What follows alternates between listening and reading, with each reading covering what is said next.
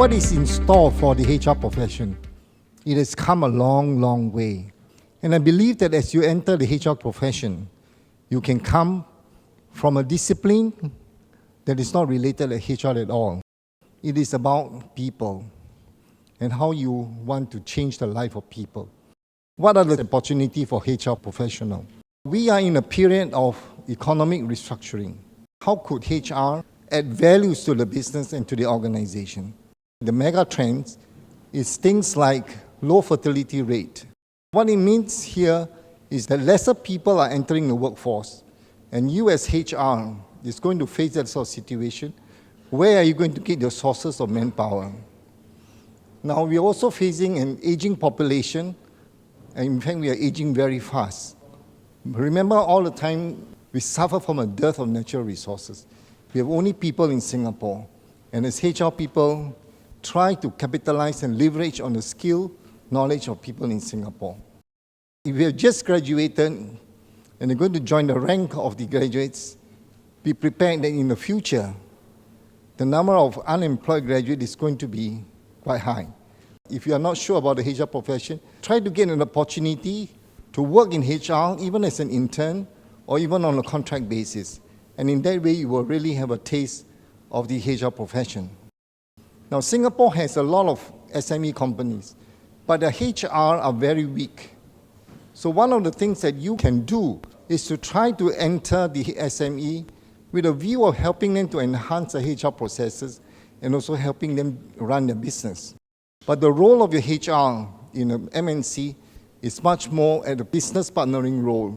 So you may have to acquire the skill of how to play a very strategic role. And I can tell you that working in MNC is not all a bed of roses. You can be a one-man show, managing from a regional HQ in Singapore and a lot of HR resources elsewhere in the country. In the next 5 or 10 years, leadership development is going to be an important topic for HR people. I've heard many stories about graduates coming from university. They're very good at the social media skills, but they are not able to communicate their ideas. They're not able to listen. They're not able to negotiate. And these are very basic fundamental skills that you need to acquire. Can HR be the game changer? I believe so. You can assume a number of role models as people champion. You can be a business consultant, partner, a coach, a mentor.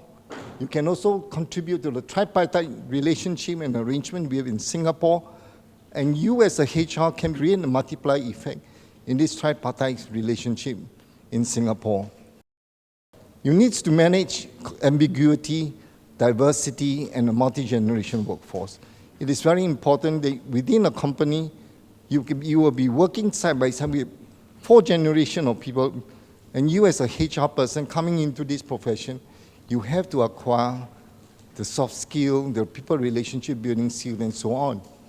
We are also in the age of having to increase productivity to the tune of 3% per year for the next 10 years. You can play a part here in facilitating productivity and innovations within the organization, how big the setup is. You are a very powerful person, powerful in the sense that with a stroke of a pen, you create livelihood or you terminate a livelihood. Are you able to do that responsibly? Are you able to do it with the law and knowledge that it is not with your head, but it's with the heart which you have to operate? The future is in your hand. You can be a very strong influencer. You must also build your capacity as well as your competency in maintaining confidentiality, respect, and trust for the people with whom you work with in the organization.